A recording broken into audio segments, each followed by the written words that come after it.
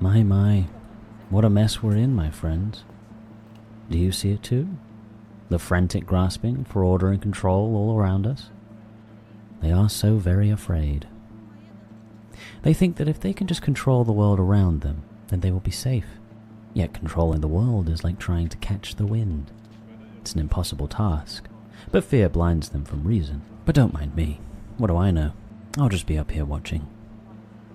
I know the professor is very keen to run his big important ideas by you. The horror of authoritarianism left its mark on the 20th century, and we fear it still, rightly so. But what exactly is the psychology of authoritarianism, and how do we stop ourselves from falling under its spell? You're watching Archetypal Wisdom. Join me in exploring the symbolic truths and mysteries of humankind. Remember to like and subscribe. Now, back to the video. Imagine someone who is so deeply afraid of the world. Someone who cannot bear the complexity of all that exists around them. Complexity, after all, makes the world harder to predict. It leaves us more vulnerable to blind spots. So how do we protect ourselves from this troubling complexity? Well, we can create order. We can carve out structure in the world. That structure gives us predictability and reduces our vulnerability to the chaos of the unknown. So one could argue that some degree of this seems reasonable. Needed, in fact. But what happens if a reasonable degree of order just isn't enough? What if one feels terrible fear and dread? Well, then they must not have created enough control, and so they need more, of course. As they pursue more order, they feel momentary relief, but then, inevitably, the fear creeps back in, and so they reach for more. On and on this goes, and they become drunk on their feeling of control. But in time, this becomes a deep dependency, and the more dependent they become on their feelings of control, the less they feel satiated by it. They won't stop until they have total control, possessed by an idea of a world without complexity, a world without nuance, a world without vulnerability. Interestingly, there is a diagnosis that correlates very closely with this core behavioral pattern of authoritarianism.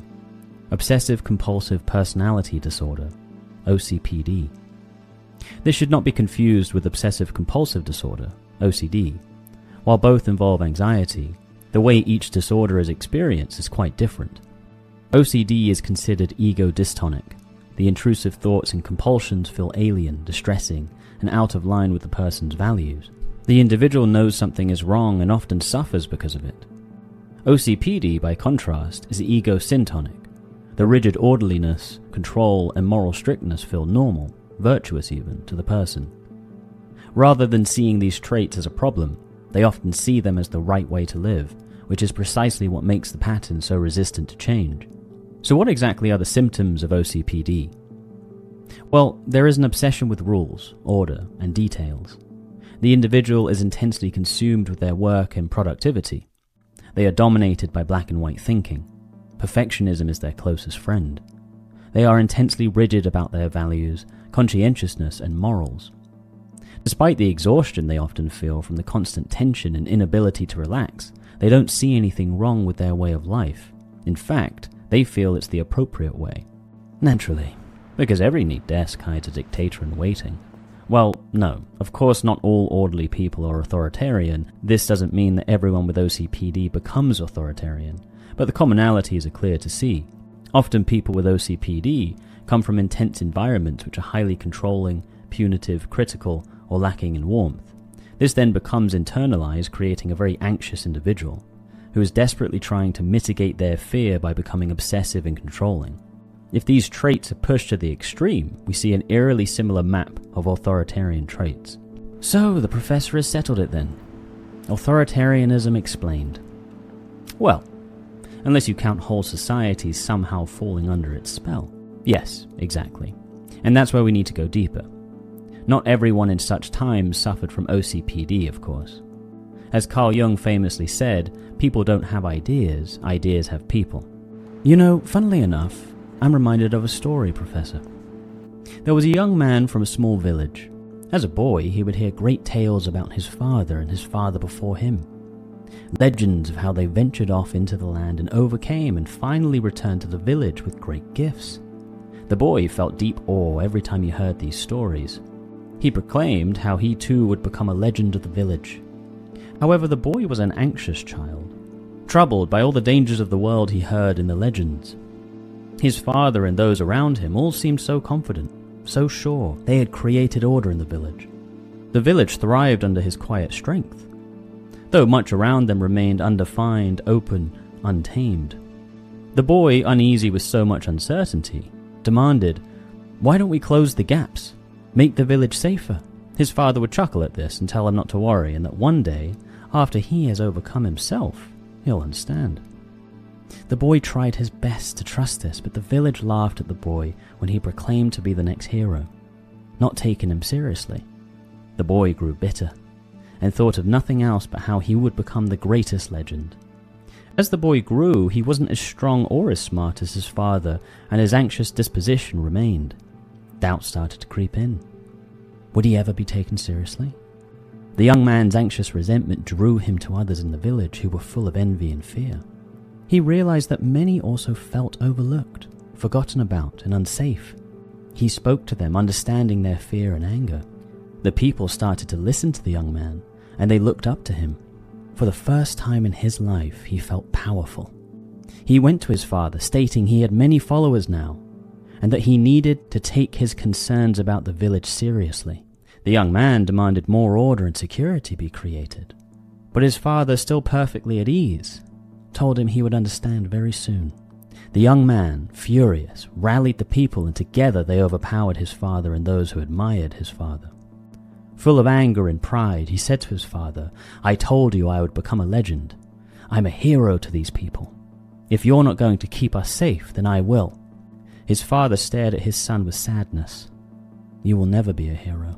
The young man, enraged, deployed his numerous followers to gather his father and all who admired him. They believed they were the justice of their time. They were all that was good. They were ridding the world of its old order, the one that forgot about them, leaving them in the shadows. Once everyone, including his father, was rounded up, they banished them all. The remaining villagers followed the young man, sure he would lead them to a better future. The young man addressed the villagers. "No more danger, no more fear. We will fence the village like a garden, so nothing can ever harm us again." And for a time the people rejoiced. But soon what counted as a threat grew larger and larger. The walls grew higher, the rules stricter, the air heavier, until at last the village was not safe at all. It was suffocated. The young man had not overcome as his father had. He had only built a cage to hide from what must be faced. He thought he had made the village safe, but he had buried it alive. An interesting story, yes, and exactly the pattern we see psychologically. Our protagonist might indeed have OCPD, but what about his followers? There's always a story and association to these events. So the question is, what is the story behind authoritarianism? We have the fearful person who wants order, that much is clear, but it also seems that they believe to be themselves a hero. What's more is that they become the hero in the eyes of the many. Well, the hero as an archetype has a distinctive purpose psychologically. The hero represents a crucial part of development, the individual stepping away from the home and boldly into the great unknown. This process both develops the individual, maturing them, but it also leads to the spiritual boon, which is essentially a great insight, a gift which the hero returns to his home. So the hero is both a story of personal maturation and contribution to the community. The hero serves to turn chaos into order, both internally and externally. But what happens if this process isn't developed properly? What happens if the hero archetype isn't integrated into the personality properly? Well, then we have someone who is deeply afraid. They don't know how to contend with the chaos and complexity of the unknown in both themselves and their environment. So what do? Well, they obsessively pursue order to protect themselves from that terrible chaos and unknowable world. They tap into the fear of all who have struggled to integrate this archetype and promise them freedom from having to. They become the shadow hero, a hero to all who can't integrate the positive pole of this archetype. Their mission to create safety becomes infused with heroic grandeur, and they become consumed with the mission to stamp out all risk and danger. Well, splendid work, Professor. The case is solved. Just keep an eye out for the anxious little heroes ushering you into their cages. Simple enough, yes? After all, we're all thinking of the same people, right? Right? But there's just one last little snag, my friends. When fear whispers its comfort, when the unknown presses close, are you so sure it's only them who will build the bars, and not you? You've been watching Archetypal Wisdom. Remember to like and subscribe. Stay wise.